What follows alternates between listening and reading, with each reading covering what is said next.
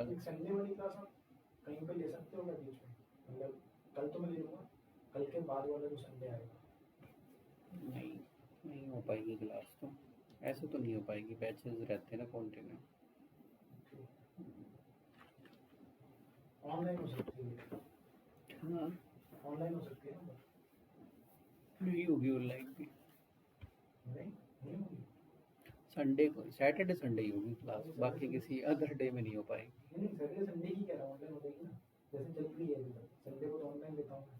तो संडे को ले लेना कल ऑनलाइन, कल तो ले लूँगा, अगले संडे की बात कर रहा था। तो अगले संडे भी ऑनलाइन ले लेना।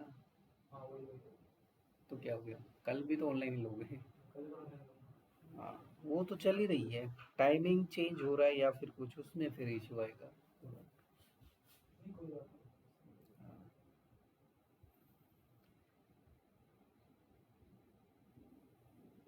इसका पहले बेसिक जो इसमें से मैं फिर ये रिमूव कर देता हूँ, ये चीज़ें जो एक्स्ट्रा स्टफ है वो हटा लेते हैं। एप जे एस एक्स में से इसको हटा दिया, ये जो एक स्टेट हुक था इसको रिमूव कर दिया, ऊपर से इनको रिमूव कर दिया है, और app dot C S S को भी रिमूव कर देता हूँ। चलो इसको रहने देते हैं, अभी बाद में दिखा दूँ क्या है ये।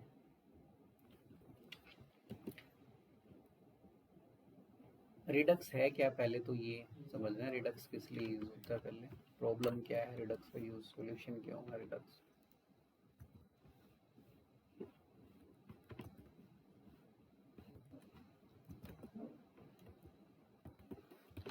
देखो अभी तक जो रिएक्ट में हम करते हैं, तो रिएक्ट में स्टेट्स मीन्स वेरिएबल, रिएक्ट में वेरिएबल को स्टेट्स कहते हैं। तो लोकल स्टेट्स मैनेजमेंट कर सकते हैं, जो वेरिएबल्स होते हैं वो लोकली वर्क करते हैं, ग्लोबली वर्क नहीं करते हैं। तो एक हो गया हमारे पास local state management, local state management. तो लोकल, अगर लोकली स्टेट्स को मैनेज करना है तो उसके लिए हमारे पास तो हुक कौन सा है, यूज स्टेट हुक, इसी का यूज करते हैं, ये हुक जो है।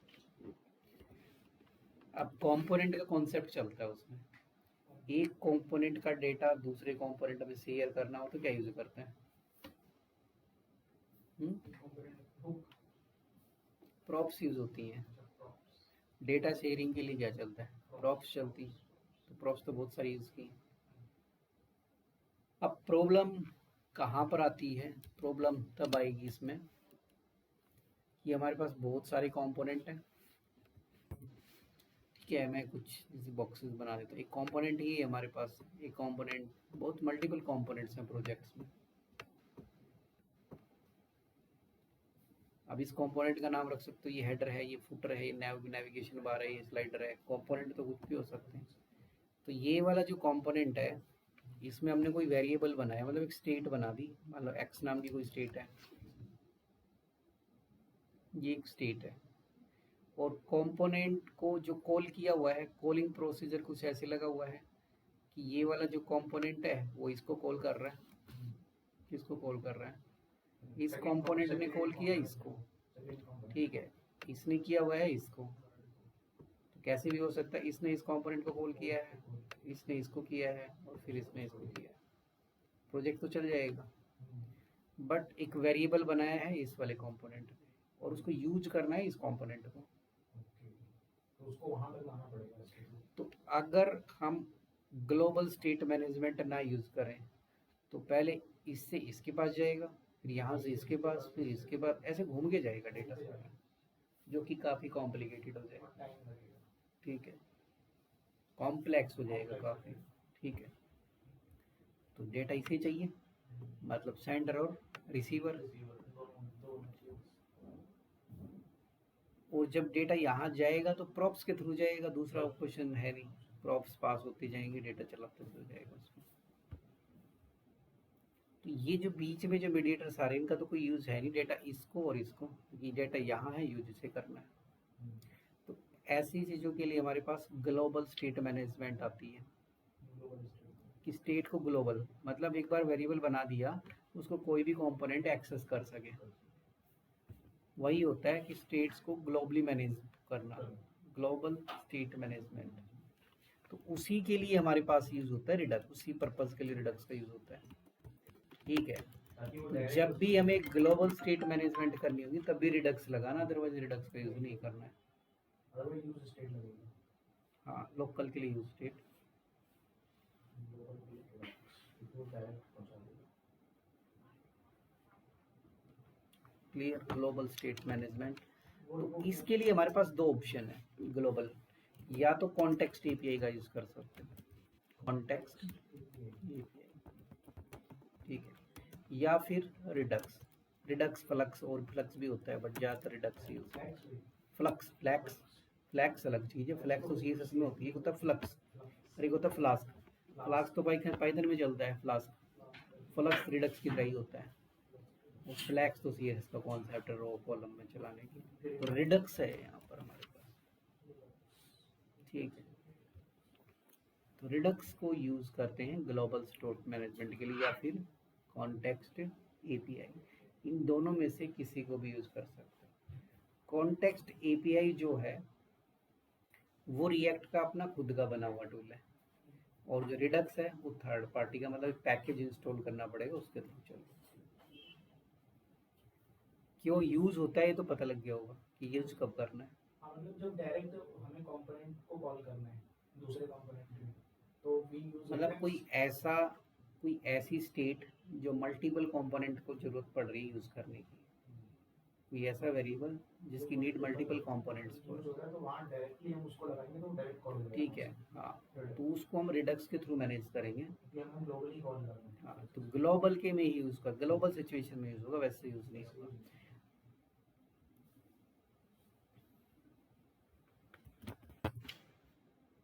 और जावास्क्रिप्ट से ही बना हुआ है रिडक्स, ठीक है, जावास्क्रिप्ट से। तो रिडक्स टूल किट जावास्क्रिप्ट की लाइब्रेरी है, आरटीके मतलब रिडक्स टूल किट, टीके टूल किट, टूल की आर का मतलब रिडक्स, टी का मतलब टूल, टीके का मतलब किट, ठीक है, रिडक्स टूल किट। और यहाँ साफ लिखा हुआ है कि जावास्क्रिप्ट की एक लाइब्रेरी है जो कि इसको मेंटेन करती है ग्लोबल स्टेट को, उसी पर्पस के लिए यूज होती है रिडक्स।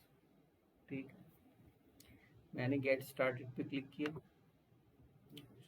अब यहाँ से एक ट्यूटोरियल का ऑप्शंस दिया हुआ है, क्विक स्टार्ट, यहाँ से पढ़ के अप्लाई कर सकते हो उसे। इंट्रोडक्शन तो बता ही दिया मैंने क्या यूज़ होता है। अब इन्होंने कहा कि सबसे पहले इस टूल किट को अपने प्रोजेक्ट में ऐड करो, ठीक है, कॉपी किया यहाँ से, तो मैं इसे इंस्टॉल कर देता हूँ।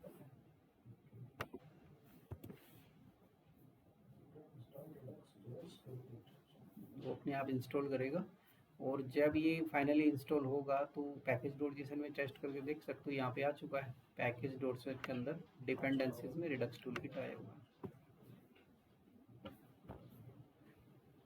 टूल किट हो गया हमारा इंस्टॉल। अब नेक्स्ट स्टेप ये क्या कहना चाह रहा है, ये कहेगा कि एक स्टोर बनाओ, ठीक है, क्रिएट स्टोर, हमें एक स्टोर क्रिएट करना है।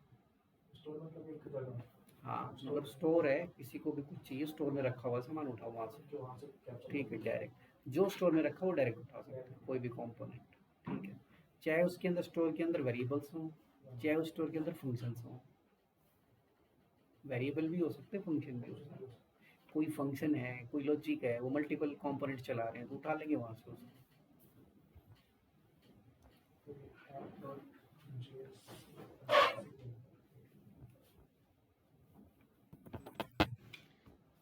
ठीक है, इतना इंस्टॉल मैंने इसको कर दिया। अब इसने स्टोर बनाने के लिए बोला है, तो मैं एक वैसे देखो इसका अगर डॉक्यूमेंटेशन पढ़ोगे तो इसने कहा है create folder name app, then उसके अंदर एसआरसी में एक फोल्डर बनाओ, आ जाओ, तो इतना लंबा बनाने की जरूरत नहीं है। फाइनली क्या है, इसमें एक स्टोर बनाना है, उसको किसी भी फोल्डर में बनाओ चाहे,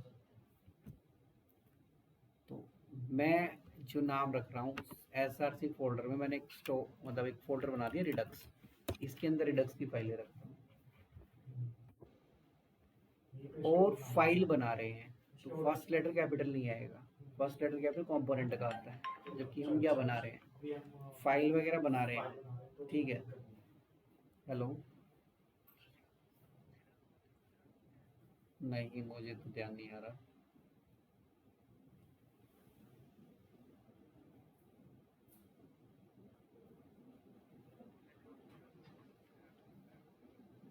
ऐसे नहीं, पता नहीं बता कौन चेंज हो गए होंगे ना वहाँ पे काफ़ी, अभी पता नहीं है कौन सा। हाँ तो वही दिक्कत है ना, चेंज हो गए इसलिए नहीं पता।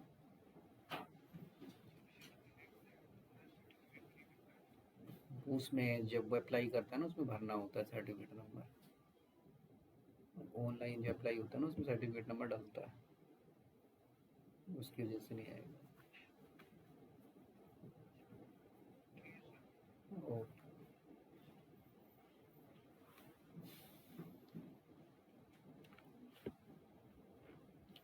रिडक्स फोल्डर बनाया, तो इसमें क्या बनाना हमें, फाइल बना रहे हैं तो हम कोई भी मतलब स्मॉल वर्ड से start फाइल करेंगे। जैसे जावास्क्रिप्ट बना रहे तो वैसे ही बनेगी, सिर्फ कंपोनेंट के केस में फर्स्ट लेटर कैपिटल आता है।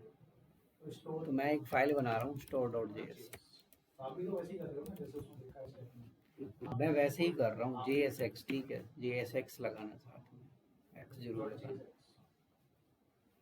स्टेप्स वही फॉलो करने हैं, बाकी अंदर लॉजिक कुछ भी हो सकता है, लॉजिक कुछ भी बन सकता है। तो इसके अंदर एक कॉन्फ़िगर स्टोर नाम का फंक्शन होता है Redux tool kit, inbuilt function है ये, ऊपर इंपोर्ट हुआ है, रिएक्ट से इंपोर्ट नहीं हुआ, टूल किट से इंपोर्ट हुआ है। तो इसके अंदर एक ऑब्जेक्ट पास होता है, वैसे तो कोड लिखा है वहाँ पर, ठीक है, मैं मुझे तो पता है इसलिए मैं यहाँ लिखा रहा हूँ, वहाँ लिखा हुआ है कोड, कहीं भी भूल जाते हो। कॉन्फ़िगर स्टोर, एक स्टोर क्रिएट करना है, और जो भी स्टोर करेंगे इसको मैं एक वेरिएबल में स्टोर कर देता हूँ, स्टोर, इसका नाम मैंने रख दिया स्टोर, वेरिएबल का नाम भी क्या रखा है स्टोर, और इसको यहाँ से कर दोगे export, export default store, export करेंगे तभी ये किसी और फाइल में यूज होगा। और इसके अंदर हमें यहाँ पे लिखना होता है रिड्यूसर्स, ठीक है, इतना ये फिक्स है जब बनाओगे। उसके बाद जब स्टोर क्रिएट हो जाएगा तो इस स्टोर को रजिस्टर करना होता है main.jsx के अंदर। वैसे तो इन्होंने यहाँ पे नाम कुछ यहाँ पे लिखा भी यही है कि स्टोर बनाना है, ये सब कुछ, once the store is created you can make it available to और रिपोर्ट, लिखा वही है कि एक जब स्टोर बन जाएगा तो इसको अवेलेबल कराना रिएक्ट के और कंपोनेंट्स के लिए। और कहाँ पर करना है तो इन्होंने कहा है कि गो टू src फोल्डर, दिल will be file naming index.js, और देन उसमें प्रोवाइडर लगाना है और ऐप्स कॉल कर देना। बट index.js फाइल तो है ही नहीं प्रोजेक्ट में, क्योंकि अभी फिलहाल index.js की जगह जो फाइल बनती है वो है मेन, पहले इंडेक्स बनती थी, ठीक है। तो इसके अंदर हमें करना क्या है, ये जो ऐप नाम का जो कंपोनेंट है इसको प्रोवाइडर कंपोनेंट से रैप करना है। प्रोवाइडर, प्रोवाइडर रिडक्स से निकला है, कंपोनेंट है वो, जैसे कंपोनेंट नाम आया first letter capital.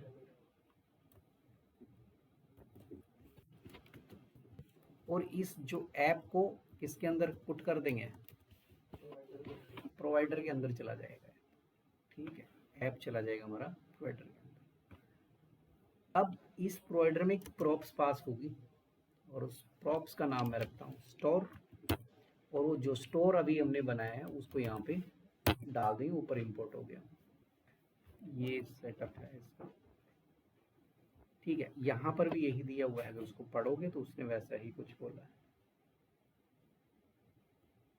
Next step जो आता है कि हमें स्लाइसेस बनाने हैं, स्लाइस बनाने के लिए बोलता है नेक्स्ट स्टेप स्लाइस। जैसे स्टोर है तो स्टोर में काफ़ी चीज़ें रख सकते हैं, ठीक है, जैसे कि हम काउंटर से रिलेटेड कुछ इन्फॉर्मेशन रखना चाहते हैं तो एक काउंटर हो गया, ठीक है, हेडर से रिलेटेड कुछ इन्फॉर्मेशन रखना चाहते हैं, फुटर से रिलेटेड, तो उनको स्लाइसेस बोल दिया, इसमें छोटे छोटे टुकड़े, छोटे छोटे जो पार्ट हैं उसके, हाँ, तो उनको अलग अलग, क्योंकि एक में रखोगे तो सब कुछ कंफ्यूजन हो जाएगा, इसलिए सेपरेट बना के रखनी है।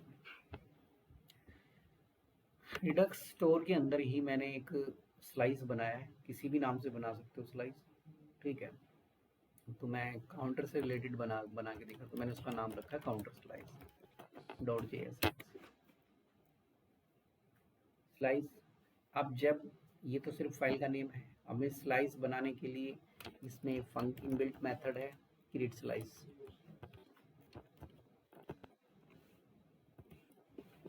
ये क्रिएट स्लाइस रिडक्स का फंक्शन है। अभी जो क्रिएट स्लाइस है ये भी ऑब्जेक्ट कंटेन करके चलता है, तो मैंने इसे यहाँ पर काउंट, इसका जो नाम रखा है वो है काउंटर स्लाइस। मैंने इसको नाम से यहाँ पे सेव कर दिया काउंटर स्लाइस। वेरिएबल का नाम तो जो भी रख लो, और नीचे मैं यहाँ पर इसको एक्सपोर्ट कर रहा हूँ, export default counter slice. Component को तो इतना ही कर देते हैं एक्सपोर्ट, बट जो भी रिडक्स के अंदर स्लाइसेस बनते हैं उसमें इतना नहीं होता, उसमें साथ में लिखना होता है डॉट रिड्यूसर। रिड्यूसर ये मैंडेटरी है लिखना। जब स्लाइड यूज करेंगे, स्लाइस जब भी स्लाइसेस बनाओगे तो डॉट रिड्यूसर साथ में लिखकर एक्सपोर्ट करना होता है उसको, और कंपोनेंट में ऐसा नहीं करना होता है, उसमें तो खाली नाम आता है सिर्फ। जब स्लाइस बनेगी तभी ऐसा होगा।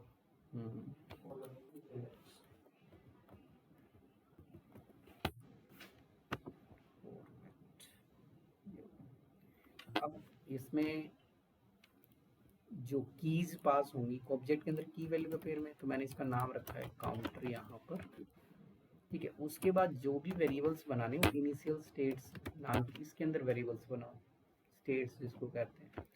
और अगर कोई फंक्शन वगैरह बनाना है तो वो हमें यहाँ पे बनाना होता है, रिजल्ट्स के अंदर हमें मेथड्स बनाने होते हैं। ये रिजर्व कर रखी चीज़ है कि यहाँ पर मेथड्स फंक्शंस बनेंगे, वहाँ पर स्टेट्स बनेंगे।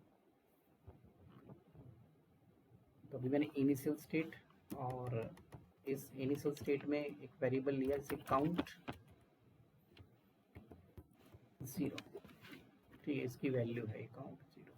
और भी वेरिएबल ले सकते हो यहाँ पर, जिसमें मैं यहाँ लिखता हूँ आइटम्स, इसमें कुछ भी पास कर दिया बस ऐसे ही, ठीक है।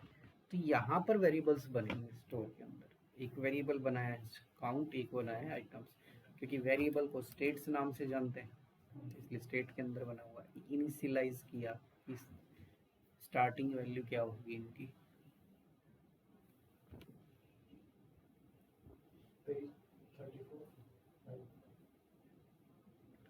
अब जो स्लाइस हमने यहाँ बनाया उसको स्टोर के अंदर जाके रजिस्टर करना होगा, उसकी रजिस्ट्री करनी पड़ेगी वहाँ पर।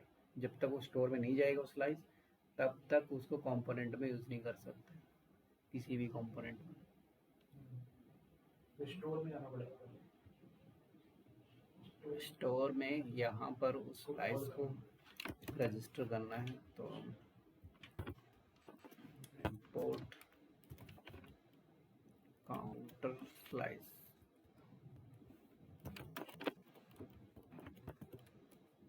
काउंटर स्लाइस फ्रॉम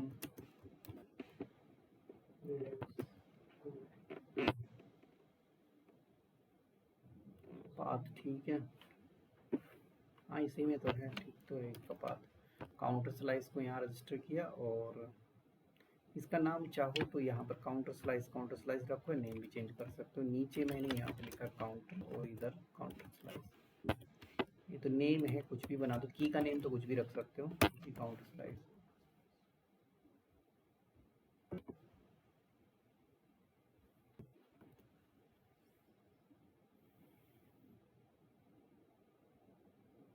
ठीक है, इतना हमारा बन गया।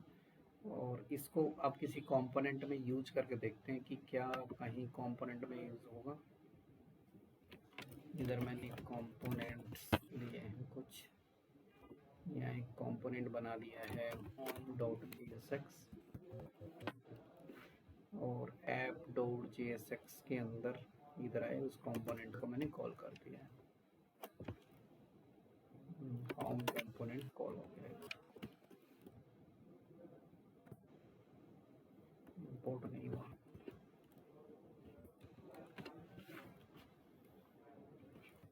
मैनुअली कर देते हैं, चलो इंपोर्ट नहीं हुआ, automatic import home from home. अच्छा होम में कुछ लिखा ही नहीं आ रहा है, ये हमारे पास होम कंपोनेंट है, और इसे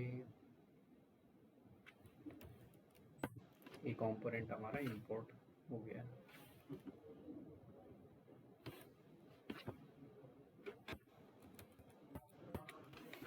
ये कंपोनेंट इंपोर्ट हो गया। अभी चल भी गया होगा कंपोनेंट यहाँ पर, सर्वर को अगर टेस्ट करोगे, सर्वर बंद है, npm run डेवलपमेंट सर्वर चल रहा है।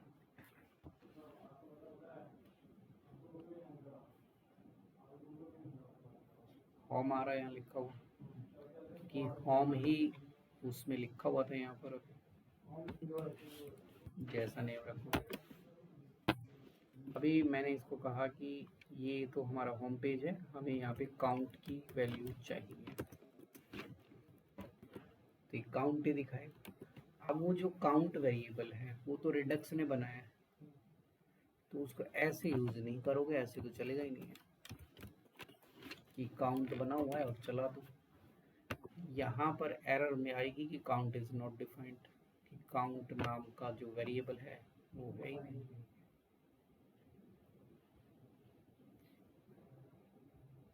वो तो यहाँ पर सर्च करेगा ना होम कंपोनेंट में, कि होम ने इस वेरिएबल को बनाया है या नहीं बनाया।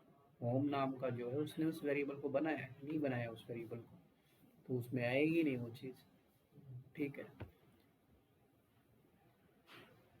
तो काउंट वेरिएबल किसने बनाया है?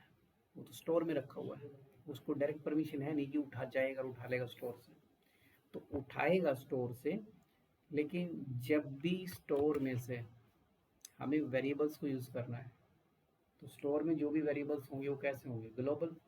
उन ग्लोबल वेरिएबल को जब भी हमें किसी कंपोनेंट में यूज़ करना होगा, तो हमें एक हुक का यूज़ करना पड़ता है, उस हुक का नाम है यूज़ सेलेक्टर हुक।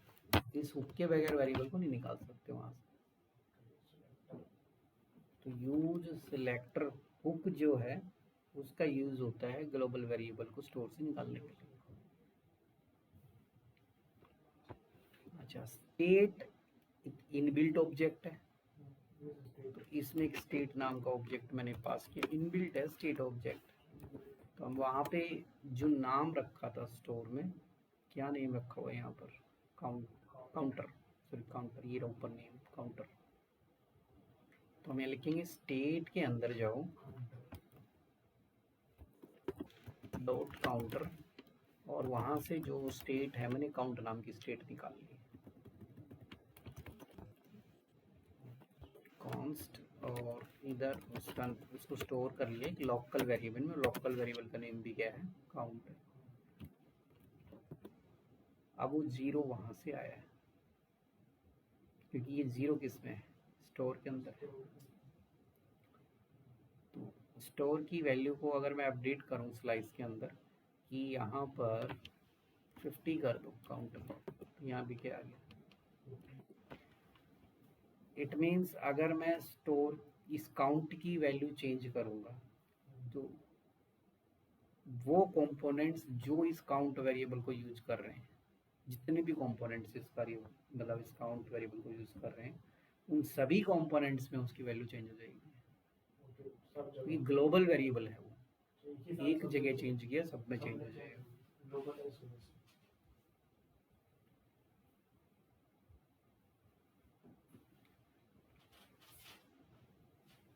मैंने जीरो कर दिया है वापस।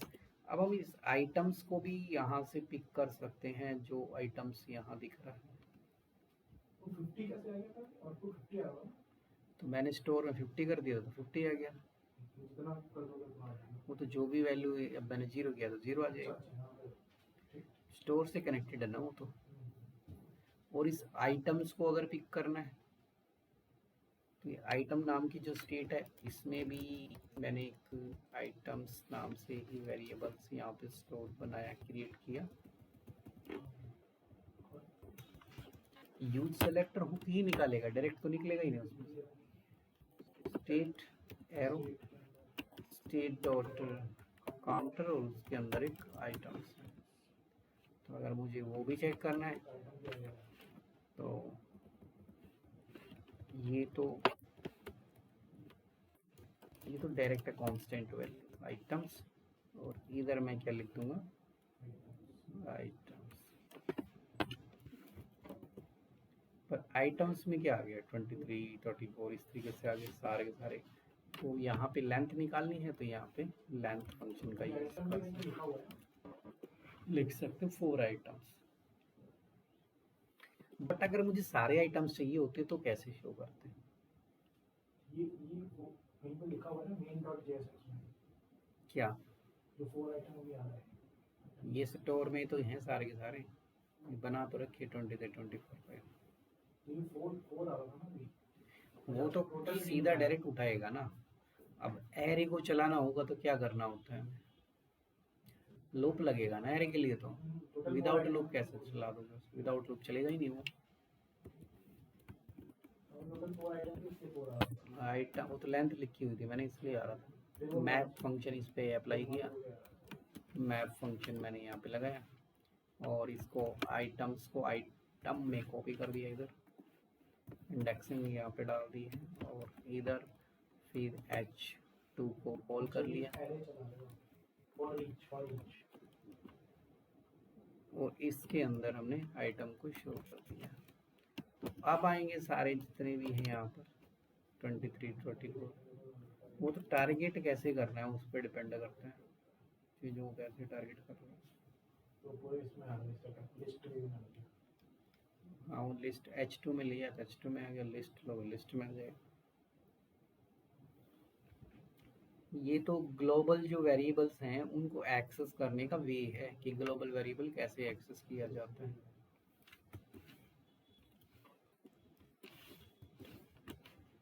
अब ये जो यहाँ पर लिखा है ऐसे लाइन ऑफ कोड थोड़ा बढ़ गया है कि लाइन ऑफ कोड है 2 लाइनों का कोड लिखना पड़ रहा है कि अगर मेरे पास और भी वेरिएबल्स होंगे तो हमारा और कोड बढ़ जाएगा।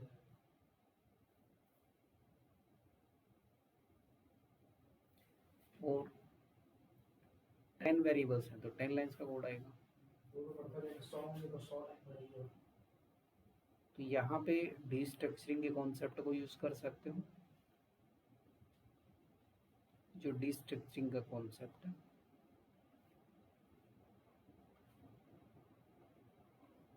आइटम्स का इतना है सारे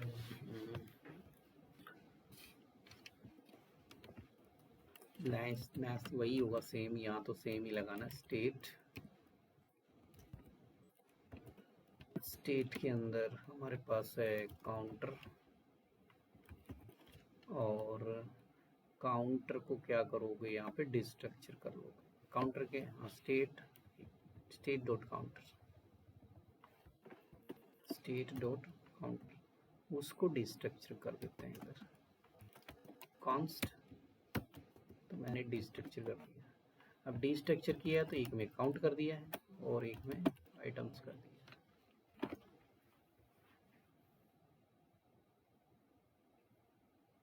अब भी सेम आंसर आएगा बट ये डिस्ट्रक्चरिंग के थ्रू। इसमें डिस्ट्रक्चर किया गया है, डिस्ट्रक्चर से चल रहा है ऐसे। एक लाइन के कोड में हो गया तो वो 2 लाइन में हो जाएगा कितने भी निकाल सकते हो डिस्ट्रक्चर, लेकिन कोड में चेंज है। यहाँ डॉट और लगा था, यहाँ डॉट नहीं लगेगा। ओके ओके कोड में चेंज है, सेम कोड नहीं है, डिफरेंट है कोड थोड़ा।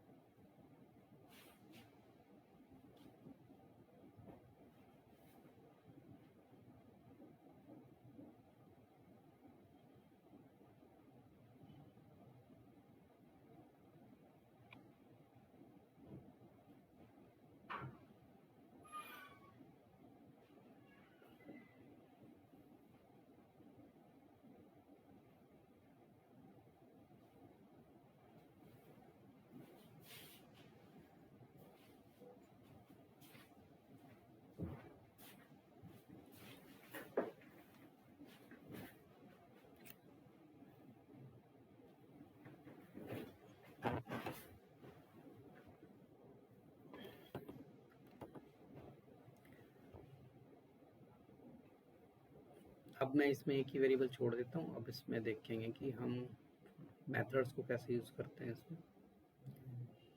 ये कहाँ था, काउंटर स्लाइस, तो मैंने सिर्फ इसमें एक वेरिएबल छोड़ा है। फंक्शंस को कैसे यूज़ करेंगे, फंक्शंस को यूज़ करने के लिए रेडिसर्स के अंदर बनाने होते हैं हमें। एक तो मैंने ऐड नाम का फंक्शन बनाया है यहाँ पर, तो इधर एरो फंक्शन, उसमें स्टेट नाम की जो ऑब्जेक्ट वो पास कर दी गई है। यहाँ से लिखा रिटर्न कि हमें जो भी स्टेट है उसमें +1 करना है, तो state dot count is equal to state dot count +1। But short hand method से ऐसे लिख सकते हैं, state plus is equal to state 1 लिख दिया यहाँ पे। तो इतना हम लिख सकते हैं, स्टेट डॉट काउंट रिटर्न। एक एक्स्ट्रा ब्रैकेट तो नहीं है इसमें कोई, नहीं, ठीक है। एक हमने इसमें बना दिया है डिक्रीमेंट, और इसमें भी स्टेट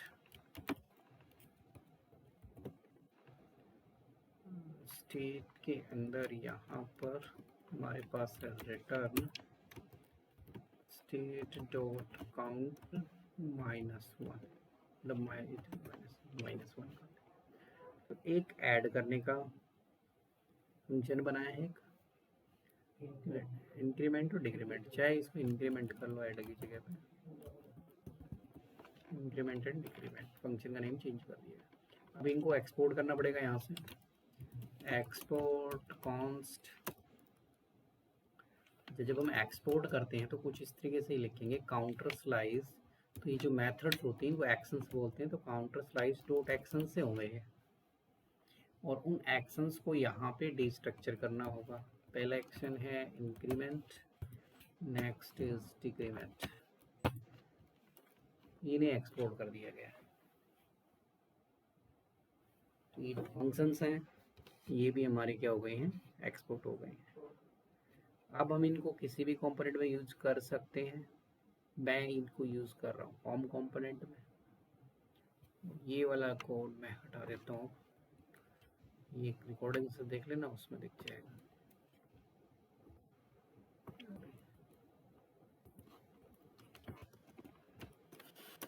काउंट को डिस्ट्रक्चर किया, यूज सिलेक्टर और state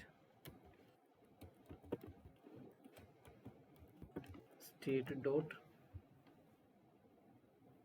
count +1, state dot count +1 is only count.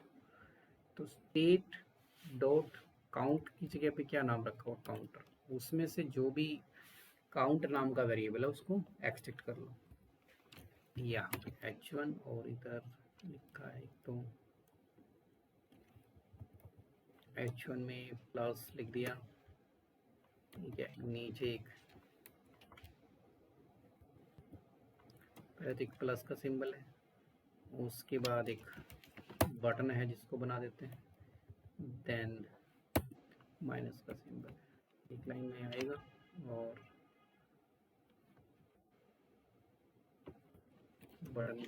Button एक प्लस का बटन हो गया, एक हमारे पास माइनस वाला हो गया डिक्रीमेंट के लिए, और इन दोनों के बीच में कुछ कंटेंट ऐड कर दिया मैंने। कंटेंट जो ऐड करूँगा काउंट लिखूँगा यहाँ पर, काउंट,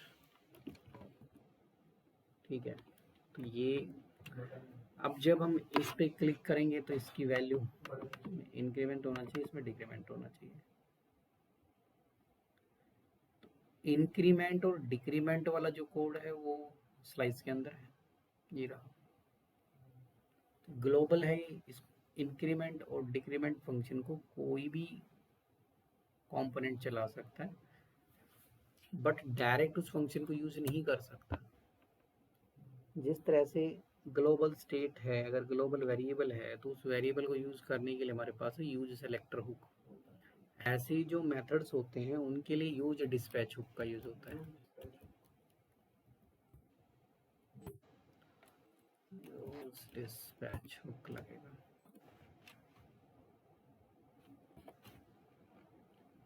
और यूज डिस्पैच हुक, क्योंकि किसी भी हुक को डायरेक्ट नीचे नहीं चला सकते, इसको मैं एक वेरिएबल में स्टोर कर लेता हूँ, इसका नाम मैं रख देता हूँ डिस्पैच।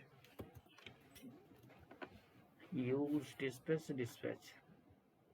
तो अब हम यहाँ पे लिखेंगे ऑन क्लिक, कि जब मैं इस पे क्लिक करूं यहाँ पर डिस्पैच फंक्शन चले, तो डिस्पैच फंक्शन कॉल करेगा इंक्रीमेंट फंक्शन को,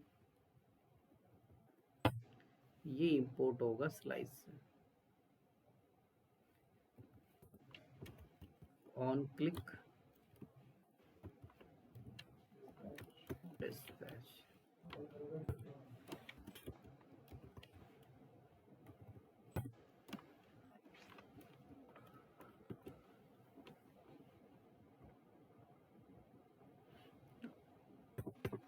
नहीं चला अभी तो, क्यों नहीं चला? अच्छा, इस पे कर्ली ब्रैकेट मिसिंग है इसमें, अब तो चलना चाहिए। एक्सपोर्ट ठीक किया था क्या हमने? Counter slice state is equal to state plus 1, state is equal to state minus 1।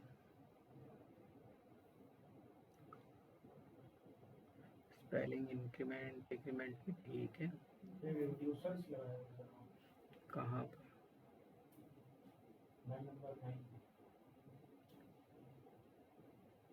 वो तो रिड्यूसर ही लगेगा इसमें, वो तो सिंटेक्स दे रखा है ना इधर, जो सिंटेक्स है वही फॉलो करना है। ये नीचे होगा, ये रहा, रिड्यूसर्स में ही बना रखे हैं इसमें, state dot count plus 1, state dot count minus 1।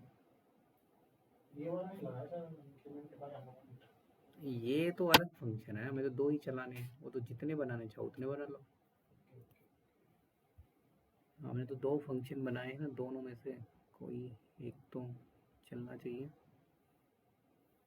Increment state dot count plus 1, state dot count minus 1। पहले बटन देखते हैं, या तो बटन में ही कुछ इशू लगे। यूज डिस्पैच इंपोर्ट हो गया, डिस्पैच के अंदर वो शो हो गया। और डिस्पैच में मैं कोई और फंक्शन चलाऊं, जैसे अलर्ट।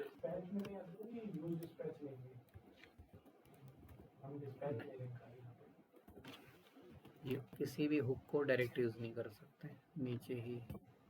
ये तो चल रहा है, ओके बटन कैसे काम कर रहा है, मतलब फंक्शन काम कर रहा है। अलर्ट चलाया तो मैंने, अलर्ट चल रहा है तो इंक्रीमेंट डिक्रीमेंट भी चलना चाहिए। इंक्रीमेंट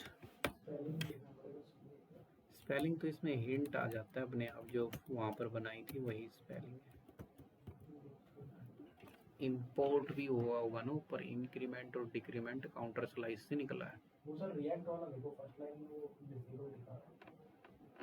वो डिसेबल तो उसको यूज नहीं कर रहे इसलिए दिखा रहा है।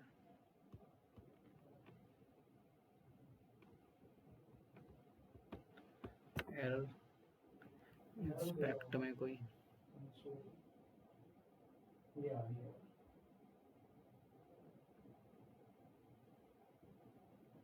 एंड इमर producer return this dot value, ये कौन सी है? और ये तो अभी ऊपर नीचे बटन ठीक है, बटन को रिटर्न के अंदर ही कॉल किया गया है। डिस्पैच, अच्छा डिक्रीमेंट की ब्रैकेट भी मिसिंग है क्या? फिर एक तो चलना चाहिए ना, सेम ही है रखते रहे। modifies its draft or modified the draft bundle.js। कोई डिफरेंट टाइप की रही है क्या? Star modified to draft. Server को बंद करके रन करते हैं एक बार।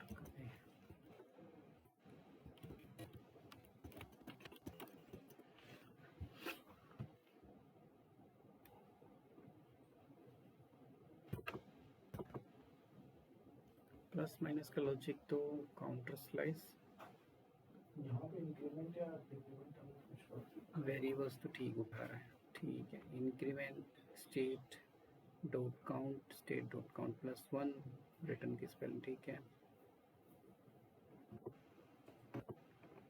काउंटर स्लाइस डॉट एक्शंस ही लिखते हैं इसमें नीचे, काउंटर स्लाइस डॉट एक्शंस ही आएगा। जैसे ना एक्सपोर्ट वाली है, एक्सपोर्ट कांस्टेंट वो तो ठीक है, एक्सपोर्ट कॉन्स्ट ही है।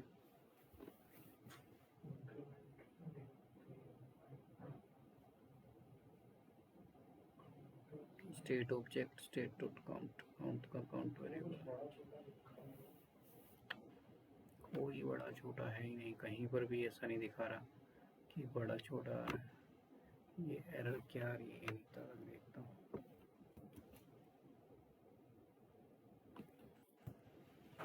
इतने से चल जाता है, बट ये एरर कुछ और ही टाइप की आई है। एमर producer both directly modify the state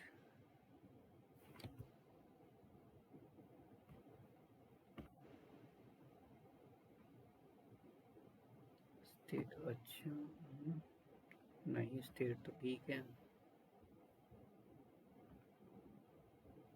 state ही तो जाएगा, उसमें एक स्टेट पास कर रखा है।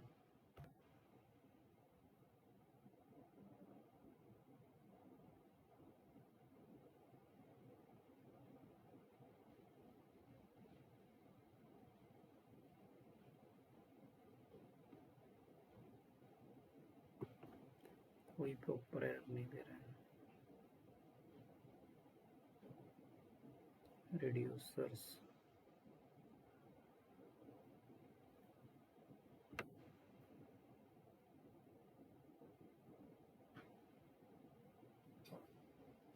I have might switch command.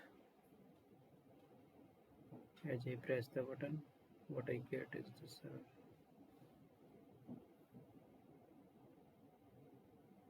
Adding the void operator in front of assignment. Operator इधर उधर तो नहीं कर दिए, कोई नहीं, इस लाइन को ऐसे लिख के देख लेते हैं। स्टेट डॉट काउंट प्लस 1 ऐसे चला दे, बात तो एक ही चाहिए, इधर चला दे चाहिए, इधर चला दे। स्टेट डॉट काउंट -1 की जो स्टेट है उसमें +1 करो, जो स्टेट है उसमें -1 करो, बट फिर भी वही सेम है। रिटर्न में ही कुछ गड़बड़ है।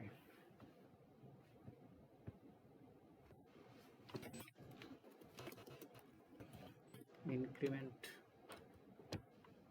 यहाँ में एरो फंक्शन बनाया और इसके अंदर स्टेट पास कर दिया। स्टेट यहाँ पे ऑब्जेक्ट के रूप में पास करी थी ना स्टेट, मैंने ऑब्जेक्ट के रूप में इसमें डाली थी। State count is equal to state dot count +1। कौन से पे कॉल है, राइट इस पे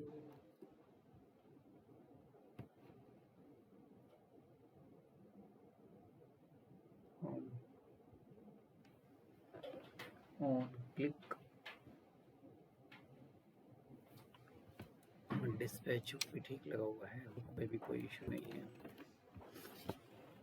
डिस्पैच ने इंक्रीमेंट को कॉल किया, डिस्पैच ने डिक्रीमेंट को कॉल किया काउंटर स्लाइस के अंदर। अब कुछ ज़्यादा ही है। State dot counter dot count,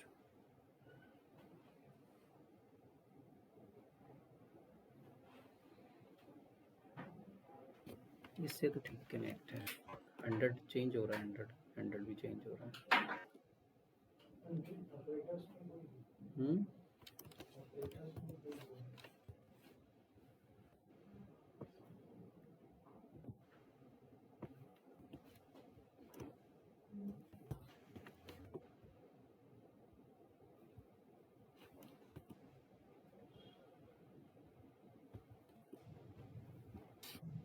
increment function को ऐसे चलाएंगे तो ऐसे तो ये एरर देगा ही, ऐसे तो बात ही नहीं बनेगी।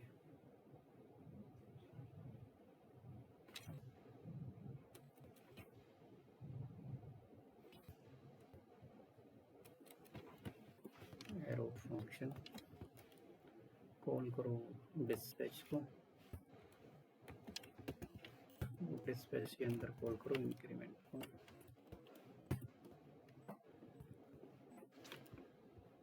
प्लस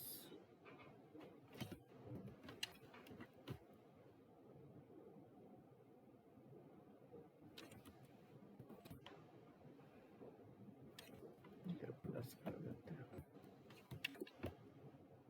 एरो,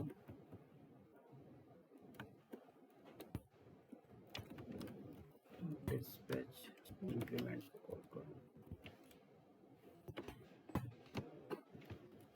कहीं से कॉल करें, सेम ही रख दे रहा है अभी भी, नेटवर्क टैब कंसोल,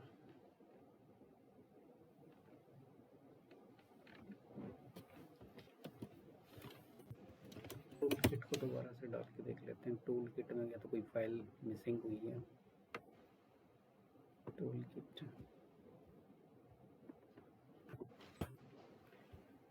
नहीं तो इतने से ही चल जाता है।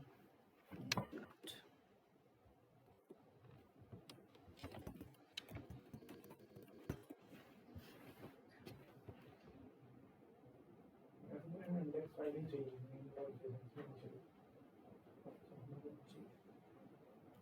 फाइल की प्रॉब्लम नहीं आ रही ना उसमें, वो तो बटन पे ऐड नहीं कर रहा है। बटन वाला कोड वहाँ से देखो, कौन सा? सेम ही तो कोड लिखा हुआ, उसमें कौन सा डिफरेंट, सेम कोड है नीचे, ये रहा, यही तो है स्टेट डॉट -1 स्टेट डॉट +1। या तो जो एरर आ सकती है वो मे बी रिटर्न वर्ड की वजह से हो सकती है, देखो मैं रिटर्न वर्ड हटा के देख लेता हूँ, रिटर्न की वजह से एरर जनरेट हो सकती है एक बार। हाँ वो रिटर्न की वजह से ही एरर दे रहा है, रिटर्न कीवर्ड की वजह से वो एरर दे रहा है वहाँ पर। बाकी तो ठीक है कोड तो सारा, बस तो इसको हम डिक्रीमेंट कर देते हैं इधर, डिक्रीमेंट, उसी की वजह से वो एरर आ रही थी, थोड़ी अजीब टाइप की एरर आ रही थी उसमें, इसमें +1 है इसमें -1, वो रिटर्न की वजह से एरर दे रहा था। चलो होम, क्योंकि वहाँ पे रिड्यूसर में रिटर्न वाला काम नहीं कर रहा होगा ना, अच्छा तो ऐप डॉट JS सब तो ठीक चलेगा, प्लस माइनस ठीक है, हाँ ये हो तो रहा है माइनस, दोनों में प्लस चला गया क्या, होम, अच्छा दोनों में इंक्रीमेंट, एक में डिक्रीमेंट हो जाएगा, माइनस में प्लस हो गया माइनस। अगर जंप डायरेक्ट कराना हो, ठीक है, एक बार में ही ज़्यादा ऐड करना है, तो फिर हम इसमें, हाँ कुछ भी एक और फंक्शन इसमें बनाया, जैसे मैंने नहीं +2 नहीं, उसमें एक एक्स, यहाँ पे मैंने लिखा इंक्रीमेंट बाय अमाउंट,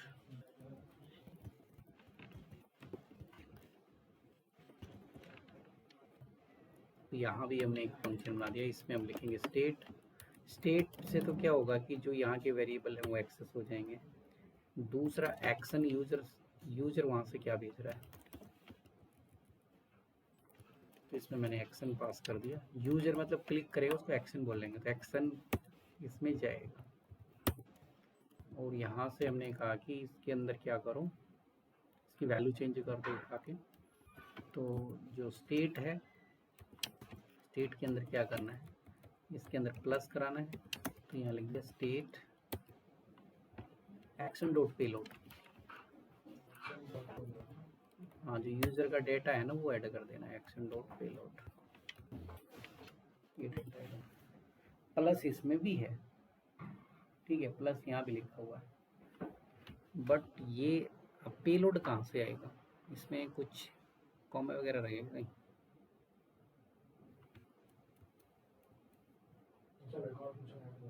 अच्छा एरो फंक्शन है ना, ठीक है, अब इसको यहाँ से कर दोगे एक्सपोर्ट, क्या था ये, वहाँ पर चला के दिखा रखा उसको, वो सीधा बना रखा उन्होंने, तो मैं होम के अंदर यहाँ इस साइड में दिखा देता हूँ इंक्रीमेंट बाई अमाउंट। इसी में एक बटन बना दिया कि इंक्रीमेंट बाई अमाउंट। ये बटन का नेम है, ठीक है। मैं कहता हूँ कि 10 का जंप मारना चाहिए। ये तो सिर्फ बटन का नेम है, भी काम नहीं करेगा ये तो बटन का नाम रखा है। ऑन क्लिक, और यहाँ से जो ये चलेगा तो इसमें आएगा डिस्पैच इंक्रीमेंट बाई अमाउंट।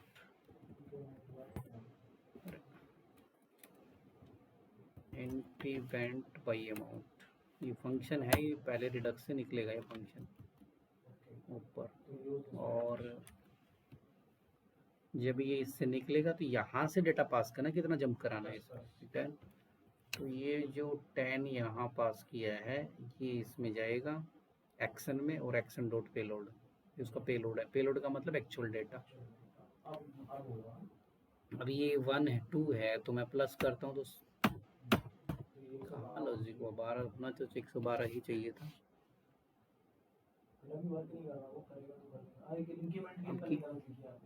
कहाँ पर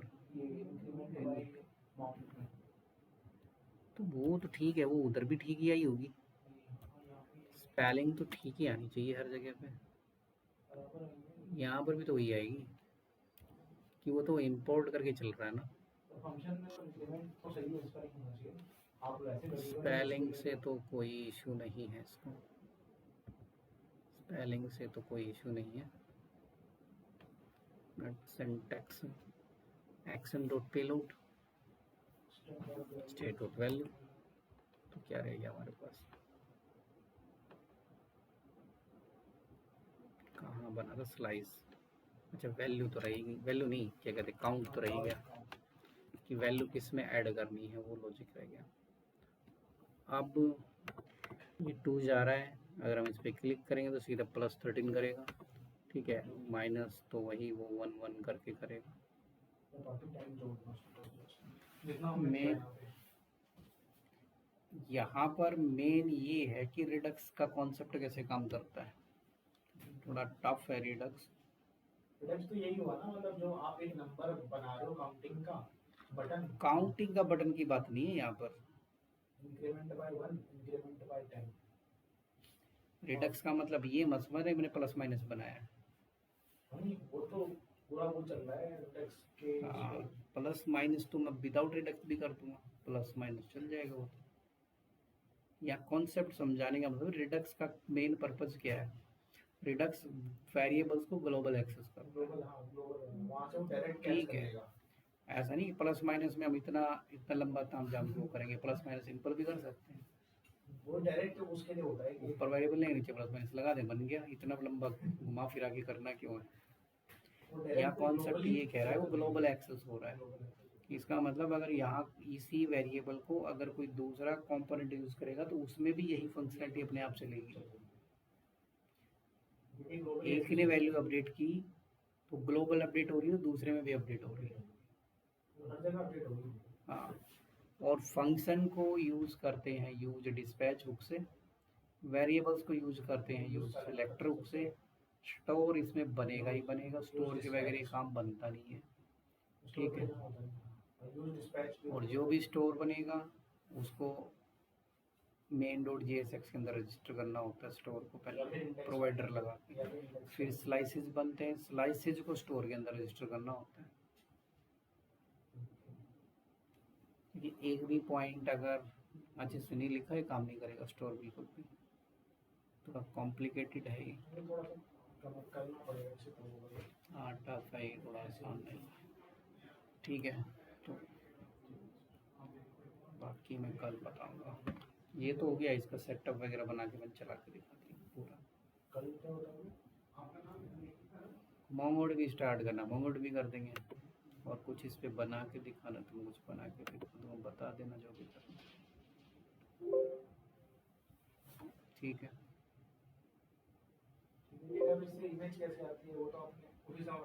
डेटाबेस से इमेज वो तब बताऊंगा जब मोंगोडीबी और एक्सप्रेस सेटअप होगा, तब डेटाबेस से इमेज, ठीक है। तो मोंगोडीबी करा देंगे कल कोई। यहाँ तो कुछ बच नहीं रहा। सेट, हाँ इसमें तो कुछ बच नहीं रहा है, कुछ बच रहा भी होगा तो बता देना, मैं बता दूंगा उसे। बाकी ठीक है, अगर कुछ बच भी रहा हो ठीक है, माइंड में है तो पूछ लेना, मैं बता दूंगा उसको बीच में। बाकी अभी मोमोडी भी कर लेंगे।